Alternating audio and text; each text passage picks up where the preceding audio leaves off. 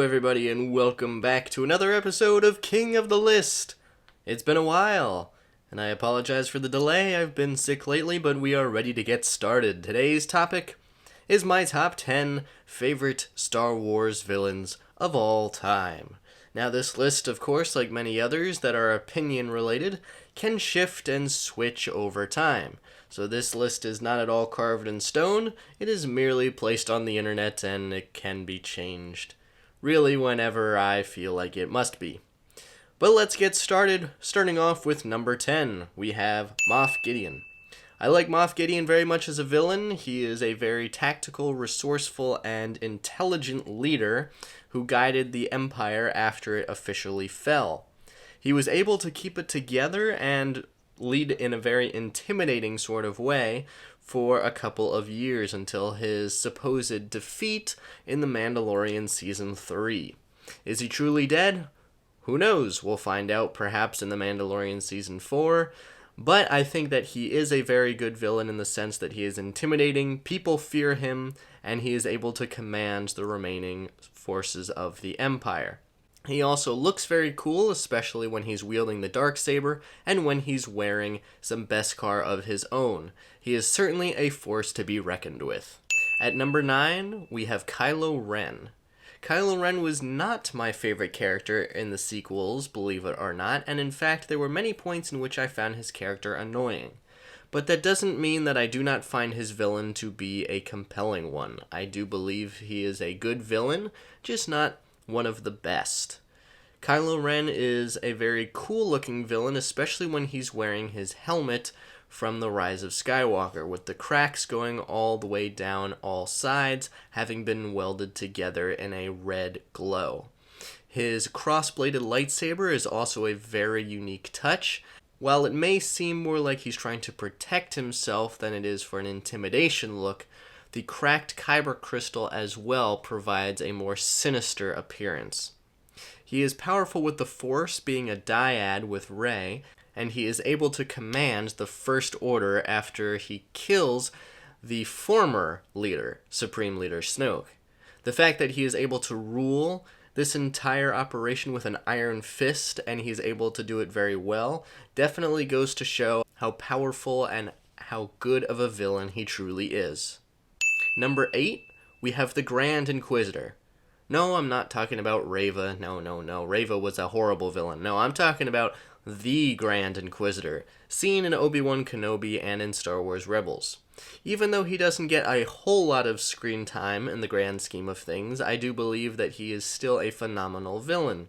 Very powerful and only been bested by a Jedi Knight and his Padawan aboard a burning starship, he is still a very powerful individual. He commands all the other Inquisitors, being personally trained by Lord Vader himself, and he is able to use his lightsaber to spin around, to fly even if he wanted to, and his powers with the Force are very strong.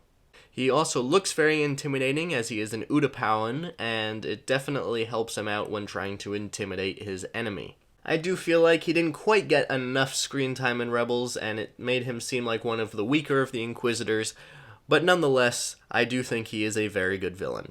At number 7, we have Supreme Leader Snoke, believe it or not. Lots of people do not like Snoke's character, as he had very little screen time and we didn't get really much information about his origin story, but I believe the mystery surrounding his character makes him all the better of a villain. Supreme Leader Snoke is a Force wielder, as we know, but it is most likely that he was cloned from Palpatine himself, as we saw other clones of him floating around in a back-to-tank-like thing in The Rise of Skywalker. Supreme Leader Snoke was able to flick Kylo Ren across the room with ease using Force lightning, and he was able to use the Force to effortlessly move Rey across the room. So we know for a fact that Snoke is extremely powerful in the Force, but how powerful, we will never know. He is incredibly intimidating, and especially his presence in The Force Awakens when he is a massive hologram definitely is used as a form of intimidation. Not just for the Resistance, but for his own ranks in the First Order itself. A very powerful villain and a very intimidating one at that. At number 6, we have Count Dooku, aka Darth Tyrannus.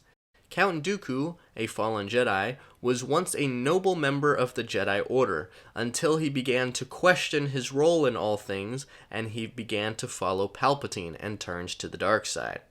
His character is very skilled when it comes to lightsaber combat, and he is also very talented with the Force, especially when it comes to using Force Lightning, Force Choke, and Force Push. He is able to use these abilities very easily, and he is definitely one of the more powerful Sith of his time. Darth Tyrannus is also very mysterious, not letting anyone know of his true Sith name until later on in the Clone Wars. The fact that he's able to take on several Jedi at once and still emerge victorious is definitely to be commemorated, and Count Dooku is one of the best villains in Star Wars. At number 5, I have General Grievous.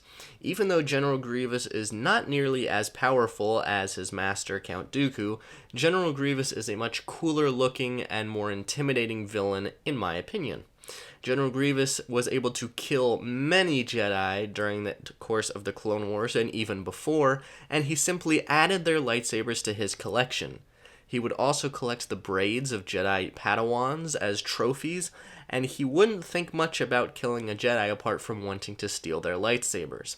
After being shot down and turned into a cyborg, that just made him all the more intimidating, as now he could wield 4 lightsabers at once instead of 2.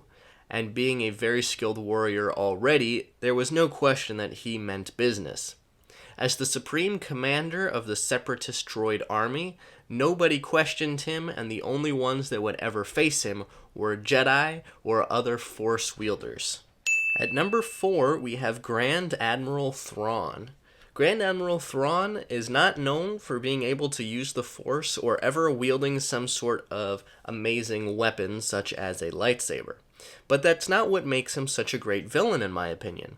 His most powerful weapon is his brain power. He is an incredibly intelligent villain, able to think several steps ahead of his opponents as if it was one big game of holo checkers.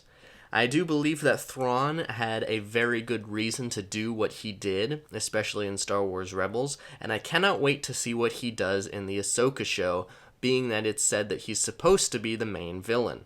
Grand Admiral Thrawn looked in the face of death several times throughout the show, and was still able to emerge victorious and with his own life. He stood up to Jedi and even Bendu, the one in the middle, without showing much fear. Grand Admiral Thrawn's position on this list may in fact change when the Ahsoka series comes out. Perhaps he will rise in my ranks, or he will go down. Perhaps he will stay the same. We will have to wait and see. In third place, taking the bronze, we have Darth Maul. Darth Maul is certainly one of the best villains in all of Star Wars, as lately he's gotten more and more screen time. Being the big villain from The Phantom Menace, and then discovering that he survived in the Clone Wars, and being one of the big villains throughout that series, he survives even that and is a big villain in both Solo and then in Rebels, in which he is ultimately killed. His rivalry with characters such as Kenobi and Palpatine and many others is definitely something to be commemorated, and his Force powers and lightsaber dueling are nearly unmatched. And his motivation is always centered around revenge. Darth Maul didn't let losing his legs twice bother him from taking over Mandalore and crime syndicates to try and rise up and defeat his old master, the most powerful Force wielder in the galaxy at the time. Darth Maul is overall an extremely intimidating and powerful villain, and I don't think it's very surprising to have him in the third place spot.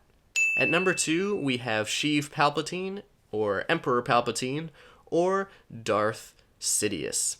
Emperor Palpatine is definitely one of the greatest villains, not just in Star Wars, but in cinematic history, as he is one of the most powerful characters in the entire Star Wars universe, and he was able to manipulate so many lives for so many years in order to achieve victory. He brought forth the downfall of the entire Jedi Order. He turned the Chosen One himself over to his side to attain victory, and he even fought several Jedi Masters and emerged victorious in the end. Palpatine has an insane amount of control with the Force when it comes to Force lightning, his ability to manipulate those around him, and his incredible use in lightsaber combat. In Star Wars Legends and in the Star Wars comics, he's able to do even more, such as using force storms from across the galaxy, but we're remaining canon for the time being, of course. But that doesn't make his feats any less impressive. Ultimately, he was defeated by his Padawan and the Chosen One himself, but he did not see that coming, and that ended up being his downfall. But nonetheless, Emperor Palpatine is one of the greatest villains in Star Wars and one of the greatest villains of all time. Speaking of one of the greatest villains of all time, let's talk about the greatest villain in cinematic history and my number one on this list, Darth Vader, aka Anakin Skywalker. Pretty much everybody saw this coming, as he is my favorite character in all of Star Wars. Darth Vader is one of the coolest characters on the big screen. He always has a dramatic entrance anytime he appears on the screen, especially from the end of Rogue One when he appears in the hallway. His appearance in the Obi-Wan Kenobi show definitely made me very happy, and I believe they did justice to his character most definitely. His ability to use the Force was definitely dropped down a little bit when he was made more into a cyborg, and he could have been even more powerful if he had not lost to Obi-Wan in Revenge of the Sith. His lightsaber combat and his Force abilities are still unmatched, and he is an incredibly imitating villain, ranging from his appearance to his voice to his abilities with the Force and his lightsaber. Darth Vader is the greatest Star Wars villain ever, hands down, and if you argue with that, I would very much like your reasoning in the comments down below. So that is my list. I know that maybe not everybody has agreed with it, but I hope that you enjoyed watching it nonetheless. Make sure that you comment down below your ranking, at least of the top 3 favorite Star Wars villains, and I will be very excited to read them. So thank you very much for watching this video, and I will see you next time.